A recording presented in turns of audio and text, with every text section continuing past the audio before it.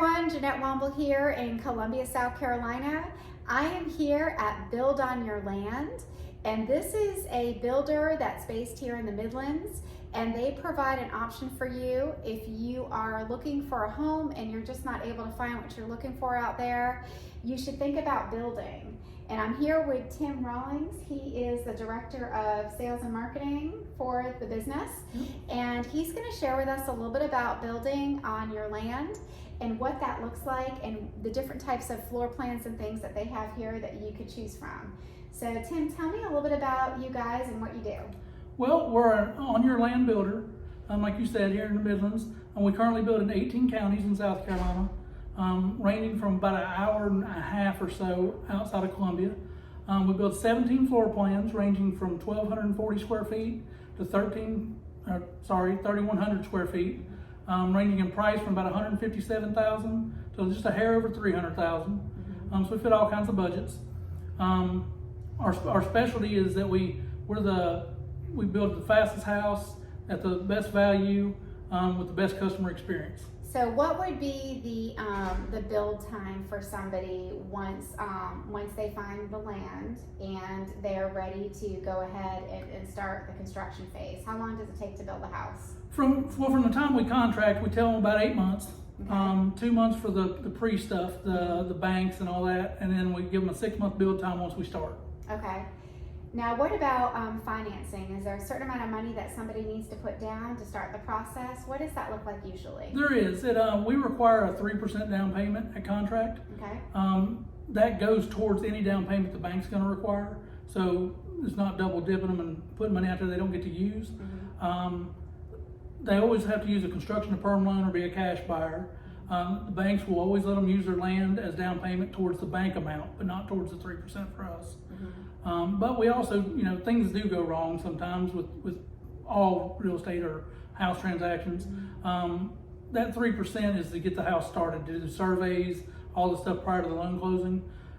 If something does go wrong, we only take out what it costs to do that stuff and give them the money back. So it's really no risk type of thing for a buyer.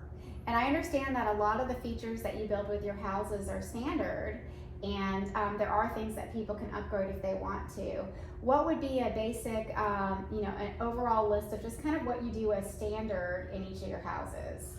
And well, the things that set us apart from everybody is compared to like a custom building type house, we include some standard driveway, we include some standard landscaping, which is something you really don't see in the marketplace. You're going to have stainless steel appliances, granite in every room and every bathroom and kitchen in the house. We're going to do a good trim package in the house with possible upgrades to it. But just an overall a good standard features package for what you're going to see comparable in the market. Right, having the granite is definitely something people love, and stainless steel as well. If somebody comes in and they look at the different plans that you build and they want to move windows or they want to reconfigure walls, is that an option? We can do some window stuff. We can add windows in most places. We can change windows in most places, but it's with our window sizes. So, if they come in and want to do an arched window or something like that, we just don't do that. But there is some flexibility in windows, but we don't move walls unless they're predetermined options. Okay, so working with Build on Your Land, sometimes you can tweak the plans a little bit, but for the most part, they're going to stay with what they already have spec'd out. And I understand that you're expanding into some other parts of our region as well, going up into Greenville and down to Georgia. We are. So business must be real good if you're looking at, going into those areas. If somebody wants to come through the model, what's the address here at the model that we're at? In Columbia, it's 1638 Lake Murray Boulevard. Okay. And that's a Columbia address. And in Aiken, it's Can you think of it? It's on East Pine Log, 539 East Pine Log Road. There you go, no problem. Hey, we're not in Aiken right now. So Aiken is about 45 minutes south of Columbia or so. So, you definitely can look at both of those locations. What would you say, having been through this for as long as you have, what are 2 or 3 things that people don't think about when they do this process and they build on land? Just lessons learned, or people say, I wish I knew. What's some insight on that? Well, where we get the biggest questions come from, people just finding the land.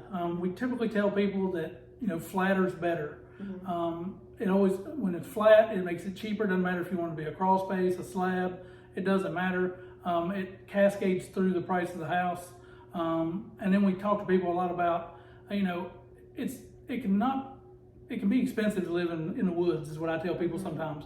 If you want the house 400 feet off the road, you got to think about the driveway and things of that nature and how you're going to maintain that in the future. Because we do get buyers that are just content with leaving it sand. We get some that want to gravel it, some that want to concrete it.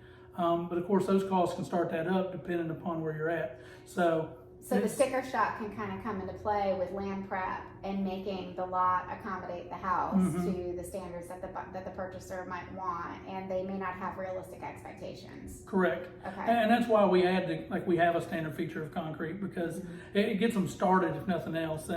And when you move into a brand new house, you want it to look like a brand new house. Yes. And one without any driveway at all looks unfinished.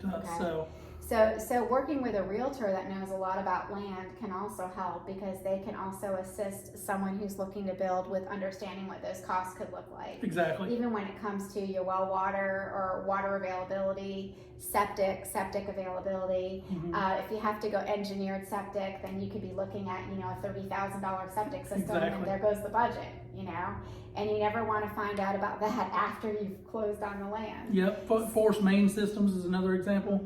Around the lake, a lot of times around here, the sewer systems are forced main, which a lot of the municipalities don't connect to. So you have to get somebody to come in and dig a 10-foot hole just to get to it. And it's just like in your septic, it can be very costly. $15,000-$20,000. Yes. Anything else other than land prep that you think that people should be aware of if they look to do this process? That's the biggest thing. The land prep, again, flatter is always better.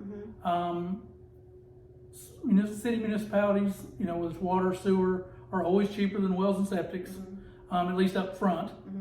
They might not be over time, but up front they are. And you just need to have the vision of why they want to use the land. What do they want to use the land for? Right. Are they going to have chickens? Are they going to have, animals? Four-wheelers, whatever.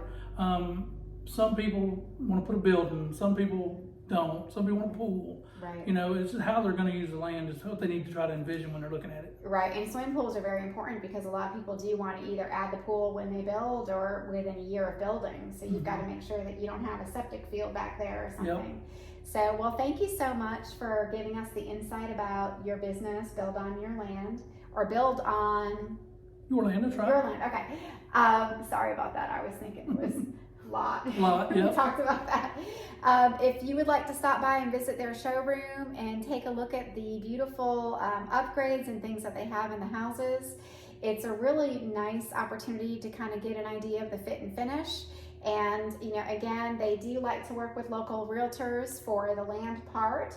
These folks do not have an inventory of land, but they have a great inventory of houses that you can look at to make your own and move into, possibly by the holidays or shortly thereafter.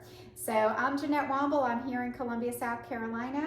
And this is just a great option for you. If you can't seem to find something that's already built, do explore getting some land and building your home, because it really gives you the best of, all those little things on your checklist. You can pretty much have everything that you want.